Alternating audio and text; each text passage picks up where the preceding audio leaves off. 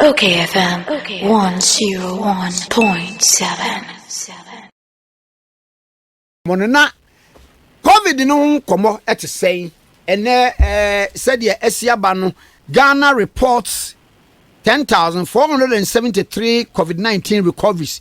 Next say nipa wo mo wato wo mo sese ya no eye empimudu ahanan eduoson emiensa. Na yenko Dr. Insiasari, former director Ghana Health Service, presidential advisor on health. Na ye nene twen komo. Memo achi. Yeah, Kwame. What for number to say? Kwame, me who ye pa na also. Mesmo wo ye pa. No sure who see ye. Kakra ye guso. Eh, sure who see ye kakra. Who see ye. Me hwe ni ye pa. Ewo de sura misuro. Eh, Kwame, onye skanti na osuro wuro no. Da, wo fa da bi o. Wo fa na maba nchen a. Enne report to a daily guide kura de ba ye ne se ya recorded 10,473 COVID-19 recoveries. One more what woman. Now, I want something to say. You Kwame me tie phone na. The tie ne se obetaya COVID-19 e bae e hyase o China. Enti WHO for any scientific world in transia na omo ama your recommendation also obi edi so. Until on the 12th of January 2020, and omo de omo bulletin by say ansana obeka say what this charge will be when you positive when you recovered. Also, if a corona only signs and symptoms are now so signs and symptoms are training na udi na otu na why in a test at twice you. It is bako negative, the bako negative. But some like I say, we recovered and discharged.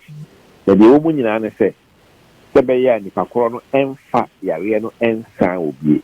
That is a year a woman can say, a year yariani yaribia yaria and say, Inti, we are the sanwa now on fans now will be nothing with the community. And no can who could be Edna.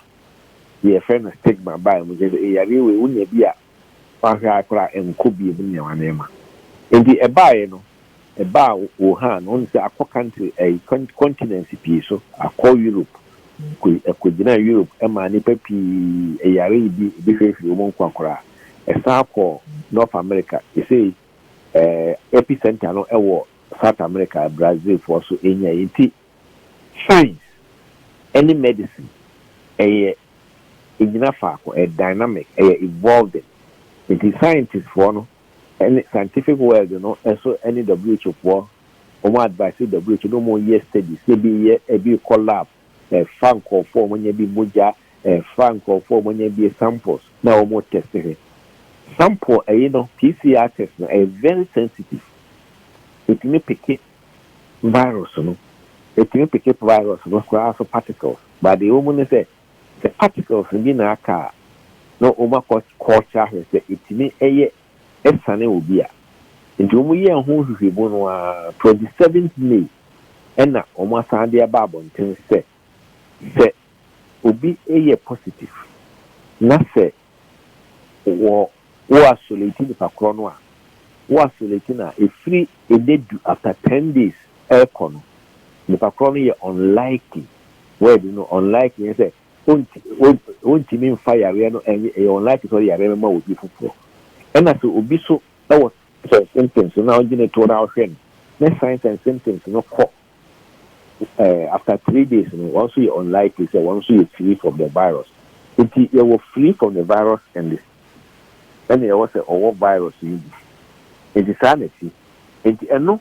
I buy about 27 days so yes what him na yes so everything crack and Ghana says wako I do so crack and na say the recommendation of the buyer a phone used to be in fact European Union countries really use Singapore, Hong Kong, India, Dubai, and in Korea. In fact, Obakaya, to my house, you know, a higher capacity.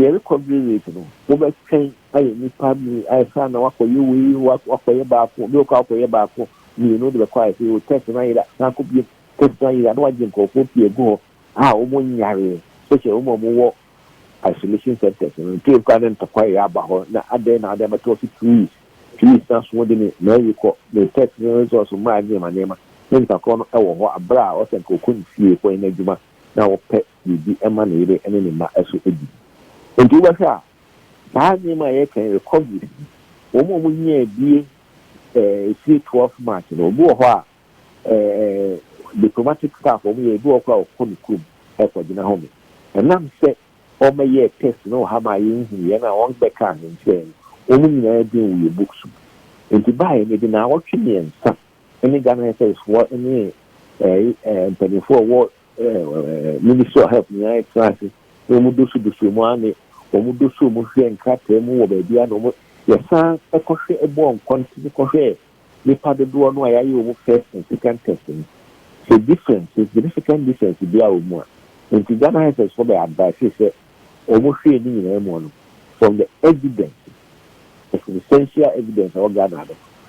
Other countries na dia omo ye no Libya Libya en hard say go for the purpose now na enti na no last week no omo ye ho press conference omo here say akobak akohwe bia wonya sa mandatory 14 days no na say obi a ye treating ye yi ni kofie ni ayi na no to kabo mo no any nipa na you use first test back on you na na be 4,500 nti mo ye wie nipa be 5,000 no ba de ka ho na I do 10,473 kwa me ka da ti ye ki nyina ne se en omo a ya ka omo ye recovered and discharged no omo ti ni e back e be ye omo ndima abra de se uchi the chronic TBM to be an option and so do crab sume then the chronic test the my no was say in free books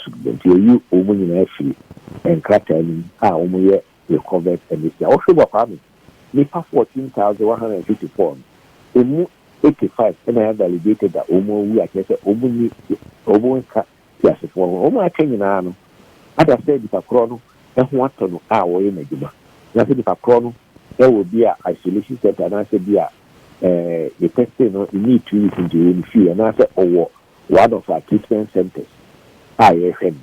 This is a you be on one. It's time, but you need to be a research.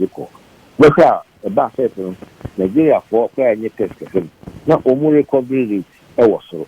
They are sure being even and so we didn't again what we used to start 2 continuous tests no anti Ghana no ne ya gira so de ndi ane ye kono but who say other countries no be e bi no so afre ye ni ane no hu sa da tie no wani nti the omo a ma e say no na me charge the pado aya omo ma ye recover the charge no 10,000 no ba eno nkyere se Ghana e say no the free COVID-19 is real. Oh, maybe a oko now who said and saying for see for over you. Now who said, who could see a bukrano, who should need any hobby, a environmental health what you could see when COVID-19 a real. You're making an answer. When you are kind when you are book, they 2 or 4 about the protocols. Me, and then who's near me can see a fire. But they are with this cabana, any issue. If you pipe when I say you see will be fear rules, that's what about who so we pay about now so be now you are the crowd, all this sanitizer, they will sakama. The will pay about now, I dear back one of our pets, of our khaki, you next also offer a mask. You pay any Muhana the mask because virus will need if I the cover the best. The virus will get less. If the human beings they bring a book. We be a winning for you, Queen. Be a own tearpot, and I say, we are a quadra, but we be at us on and maybe or tissue or yare, and keeping Kobe, only for you, or this or call hospital, as a Kobe, baby, on to the fee. The UPS, after public transporting, short, taxi, bus, and I said, maybe I'll be ashamed to be added more mask. Ebi a woni da obi ani power na se bia wo de mask no obi yi sakra ho ya make asu no sie de pa o mask ono entin fa ya no ma wo so ya no ma okay di the be no exercise yi sa papa be no so bi aye papa na ba ko biem ni se yeguso aye testing no ahi doc na bi busa se testing yeguso a testing krofo contact tracing no yes okay na obi so bisa se wɔn ye 85 year ye kan ye pathological on them autopsy no say ampa e ku wɔn ana no de agya wanya awudi ana wawu me de menim sometimes ni nipa ne no pe no autopsy eno so ye busu a ye pese ye baby ye autopsy ye hoye because person ye autopsy because we ye respiratory illness and after obi a ohomi bari bebi ade na e kan se nipa a wo no ombowa na won hu but asana obeti aka se omuso nkoye na o se mbeki sure se bebi o mo ya autopsy ni bibia no negative pressure ni nyama nti eno so bi so e part the nipa o mo hu nkwanye so tini ya o mo autopsy se abochi de o mo ye nke enso ni Ghana case nti we ya dia ye bi ni bi so ne tini after 1 or 2 histology labs and also pathology labs to say the UGMC and also GAIS and also college any confirmation no more TV or different and much by autopsy. Yes, yeah, a dear patia is still cool for no. The doctor for no more pathology so if so I do moving come on the American for protocols are better the other you require as well it be on board.